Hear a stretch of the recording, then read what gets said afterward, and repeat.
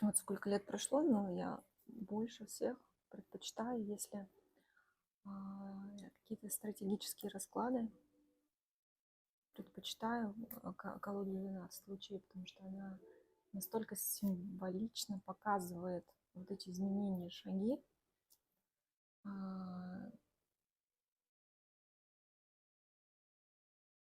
Поэтому я рекомендую, я училась на этой колоде и обучаю на этой колоде, потому что нет привязки к картинкам, чисто символы, и только старшие арканы, ну, тоже наполнены символами.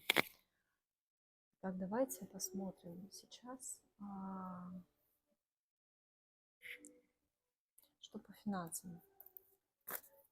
Какая ситуация в финансах у вас сейчас? И что мы можем сделать, чтобы улучшить